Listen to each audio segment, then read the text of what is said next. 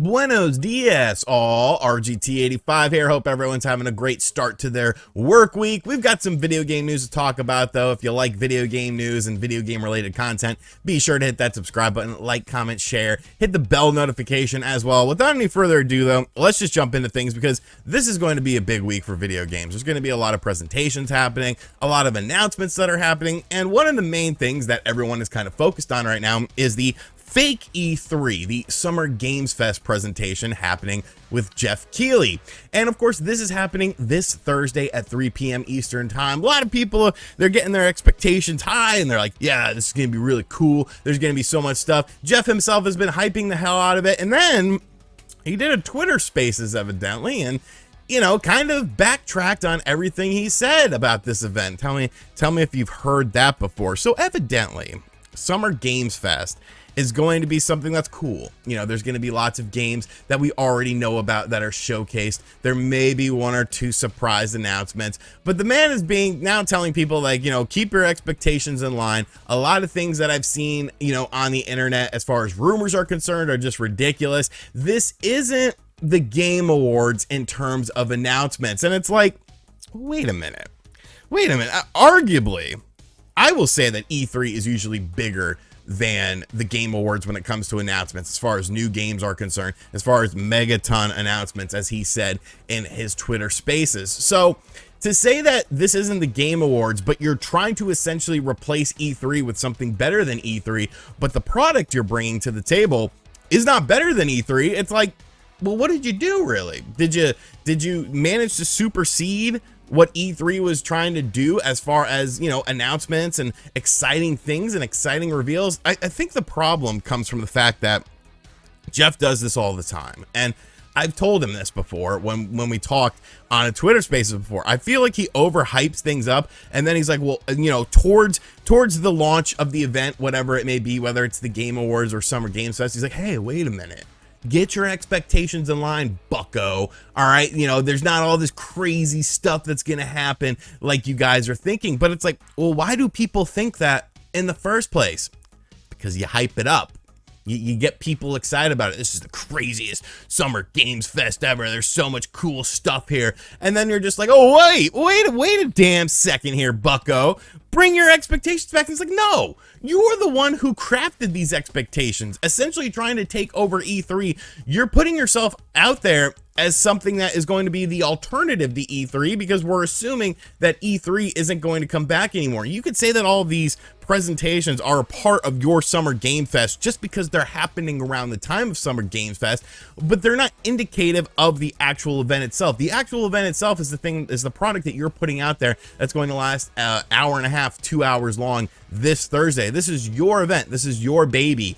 And to get people excited about it and then just be like, oh, well, you need to rein in your expectations, like, that seems to be a common problem with things. If you're saying that this isn't going to be as good as the Game Awards is concerned in terms of new announcements, it's like, well, what am I watching? You know, why am I tuning into this? What are you bringing to the table that's actually something worthwhile that a company themselves couldn't do without your tutelage and guidance? So evidently, reel in your expectations, folks, because Summer Games Fest, it's not going to be this great thing like it was talked about being this whole time. It's going to be something okay. So now we've sort of brought everything down to okay. It's like, can they exceed the okay moniker? Can they at least get past that? I guess we'll find out in a couple days, but you know, good job, Geoff. Way to let everyone down before the event even happens. Maybe it's a bait and switch, you know, maybe he's just trying to, you know, fool people, but I don't think so. I don't think so.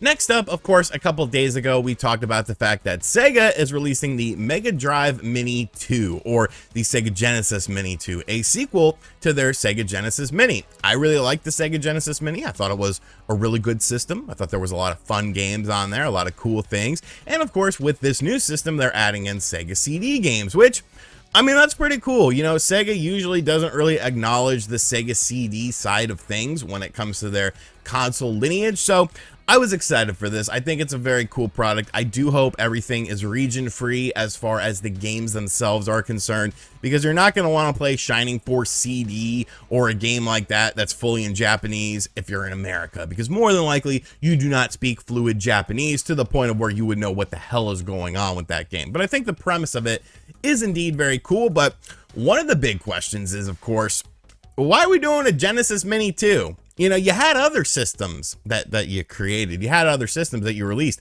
such as the Sega Saturn, such as the Sega Dreamcast. Very popular systems that still have a large cult following to this day that a lot of people, myself included, feel would make these mini systems very successful. There's a ton of Dreamcast games and Saturn games that are essentially stuck on this hardware that have never been re-released outside of the original hardware for these games. So that seems like something that a lot of people would really look forward to.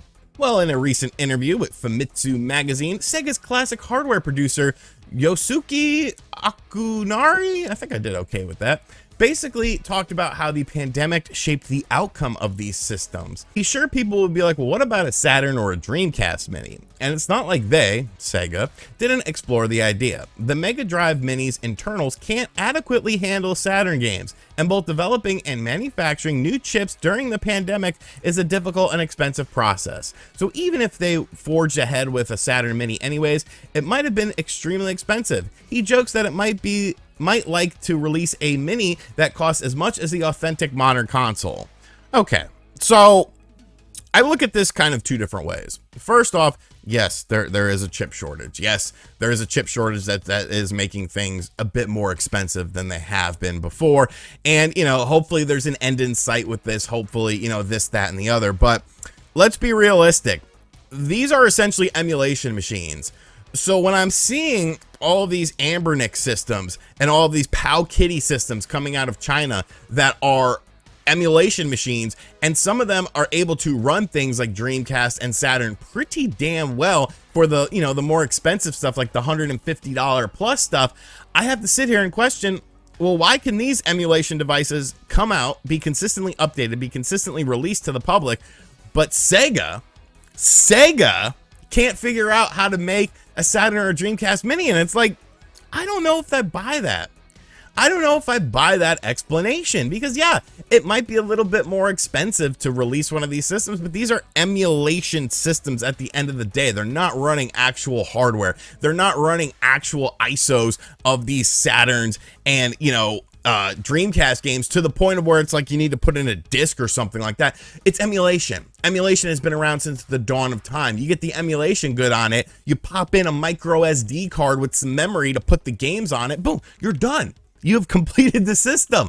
I don't understand this logic, because I think it would be a very popular thing. I think a Dreamcast or a Saturn Mini, probably a Dreamcast Mini, would be a little bit more, you know, relevant in the gaming sphere. But I mean, I don't get it. I don't get it. And I understand that there is a whole chip shortage thing, but we're talking about emulating systems that have been running on emulators for a very long time. Yes, Saturn emulation is definitely trickier than Dreamcast emulation, but take Saturn out of the equation. Take it out of the equation completely and just focus on the Dreamcast side of things, because that would probably be a bit of a heavy hitter for you. It's like, why? Why can't you figure this out, Sega? But you sure as hell can figure out a Genesis Mini 2 that has Sega CD stuff. I don't know.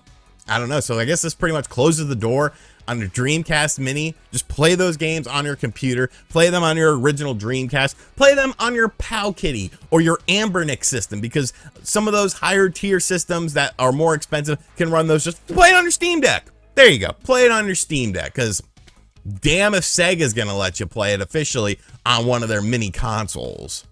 And finally, Nintendo has been probably the quietest company out of all of the companies thus far for the June E3 Summer Games Fest season. They haven't announced a Nintendo Direct yet. Most people feel like there is going to be one, potentially even this week. Of course, Microsoft is doing something on Sunday. Sony has already done something with the State of Play event, which I thought was really awesome. But what's Nintendo doing? What are they working on here? What do they got up their little sleeve? Well, we've got a little bit of a clue here. I kind of feel like, you know, a detective on the X-Files.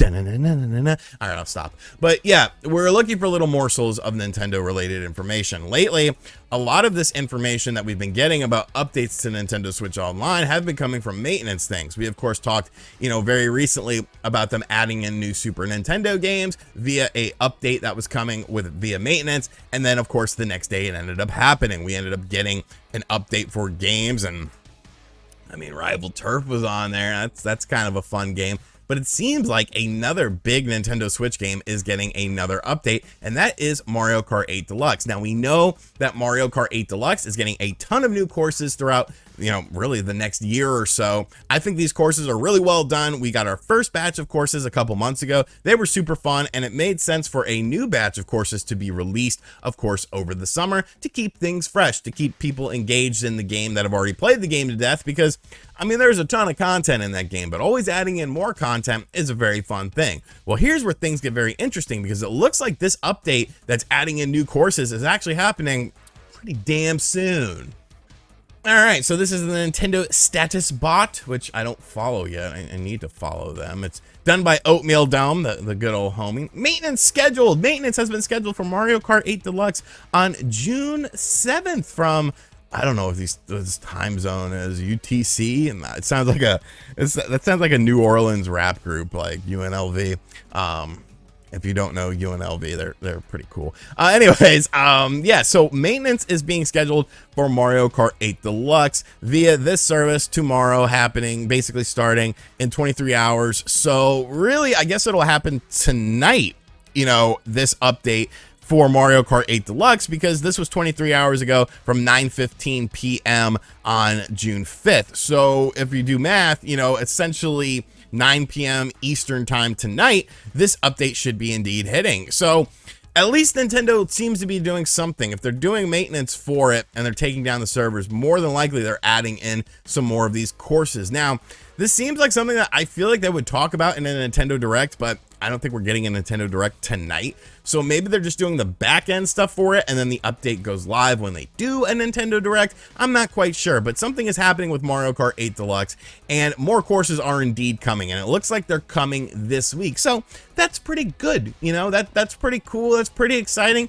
Like I said, Nintendo themselves needs to start talking. They need to start talking about a Direct. They need to start showcasing some games for the second half of the year. I understand you have things like Fire Emblem Warriors 3 Heroes, and you got Xenoblade Chronicles 3, but you need to start talking about some other stuff too. So what better time to do it than this week? Things are heating up. I'm getting excited, but if it's Summer Games Fest, keep your expectations in line, because Geoff Keighley hates you. Alrighty, so that is going to do it for today's video. I hope you guys enjoyed it. Be sure to give me your feedback in the comments section down below. Are you excited for Summer Game Fest, or has Geoff killed all your expectations for it? Dreamcast Mini, why is Sega so stupid? And what courses do you hope are coming to Mario Kart 8 Deluxe this week? Obviously, there's a bunch of courses to choose from. Which ones do you want to see added? And are you hopeful that we're getting a Direct this week? Because I am.